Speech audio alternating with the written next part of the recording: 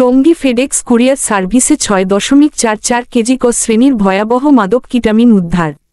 টঙ্গী থেকে দেলোয়ার হোসেন বাবলুর পাঠানো তথ্য ও ভিডিওচিত্রে দেখুন বিস্তারিত।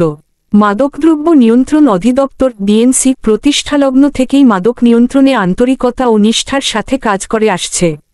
মাদকদ্রব্য উদ্ধার ও মাদক ব্যবসায়ীদের গ্রেফতার সহ মাদকের ভয়াল ছোবল থেকে সমাজ, বিশেষ করে তরুণ প্রজন্মকে রক্ষার জন্য দেশব্যাপী ডিএনসির অপারেশনাল কার্যক্রম আরও জোরদার করা হয়েছে। ডিএনসির গোয়েন্দা বিভাগ দীর্ঘদিন যাবৎ কুরিয়ার সার্ভিস ব্যবহার করে মাদক পাচারের বিষয়ে গোয়েন্দা নজরদারি করে আসছে এবং এই গোয়েন্দা বিভাগের তৎপরতায় বিভিন্ন সময় বেশ কিছু চালান জব্দ করা হয়েছে। এরই অংশ হিসেবে ডিএনসির কাছে গোপন তথ্য ছিল যে একটি চক্র আন্তর্জাতিক কুরিয়ার সার্ভিস ব্যবহার করে দেশের বাইরে মাদক পাচার করছে।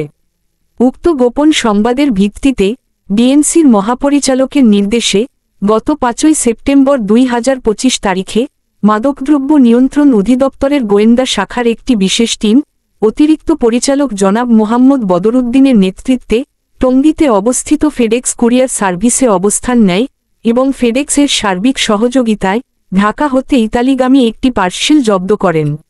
গোয়েন্দা তথ্যের ভিত্তিতে পার্সেলের সার্বিক অবস্থা ও অস্বাভাবিক ওজন দেখে সন্দেহ হলে পার্সেলটি পরীক্ষা করলে একটি খাকি রঙের কার্টুনের ভিতর পৃথক 7টি সাদা তাওয়েল পাওয়া যায়।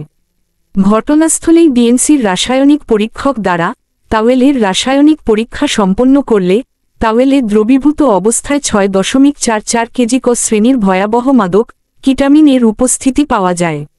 পরবর্তীতে ডিএনসির একটি বিশেষ রেইডিং টিম জব্দকৃত পার্সেলের প্রেরকের ঠিকানা, সিসিটিভি ফুটেজ ও অন্যান্য গোয়েন্দা তথ্যের ভিত্তিতে জানতে পারেন গ্রামের বাড়ি চাঁদপুরে আত্মগোপন করেছেন। এর ভিত্তিতে ঢাকা গোয়েন্দা ইউনিট একটি অভিযান পরিচালনা করে চাঁদপুর জেলার মতলব উত্তর এলাকা থেকে প্রেরক মোহাম্মদ মাসুদুর রহমান জিলানী ২৮কে গ্রেফতার করেন।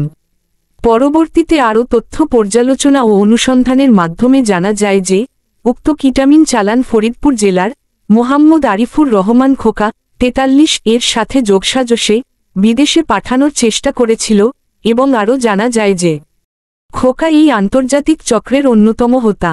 এরপর তথ্য প্রযুক্তি ও গোয়েন্দা তথ্যের ভিত্তিতে উক্ত রেইডিং টিম ফরিদপুর জেলার সালথা থানাধীন আটঘর বাজার এলাকায় আরও একটি অভিযান পরিচালনা করে মোহাম্মদ আরিফুর রহমান খোকাকে গ্রেফতার করেন।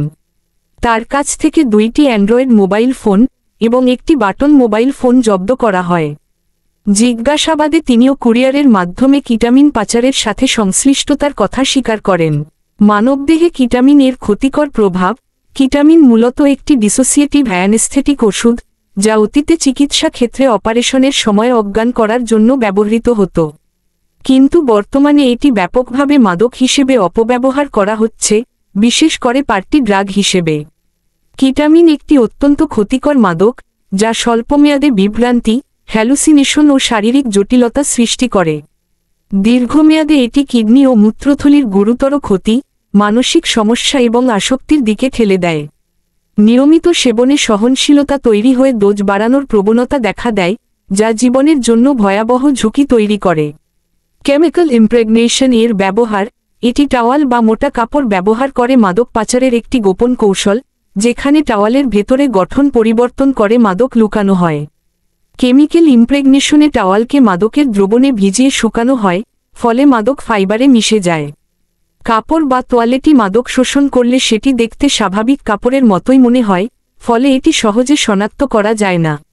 পাচারকারীরা পরে বিশেষ কেমিক্যাল বা ল্যাব প্রসেস ব্যবহার করে ওই কাপড় থেকে পুনরায় মাদক উত্তোলন করেন। এই পদ্ধতি কোকেন, হেরোইন ও কেটামিন পাচারে বেশি ব্যবহৃত হয়। মাদকদ্রব্য নিয়ন্ত্রণ অধিদপ্তরের পক্ষ থেকে জানানো হয়েছে যে আন্তর্জাতিক মাদক চক্রের নতুন নতুন কৌশল প্রতিরোধে কুরিয়ার সার্ভিস ও সংশ্লিষ্ট সংস্থার সাথে সমন্বয় করে নিয়মিত নজরদারি ও অভিযান অব্যাহত থাকবে। গ্রেফতারকৃত আসামিকে জিজ্ঞাসাবাদে এর সাথে সংশ্লিষ্ট আরও একাধিক ব্যক্তির সংশ্লিষ্টতা পাওয়া গেছে। তদন্ত সাপেক্ষে তাদের আইনের আওতায় আনা হবে। গ্রেফতারকৃত 2 আসামির বিরুদ্ধে মাদকদ্রব্য নিয়ন্ত্রণ আইন 2018 অনুসারে নিয়মিত মামলা রুজু করা হয়েছে। ডিএনসির এ ধরনের অভিযান ভবিষ্যতে অব্যাহত থাকবে।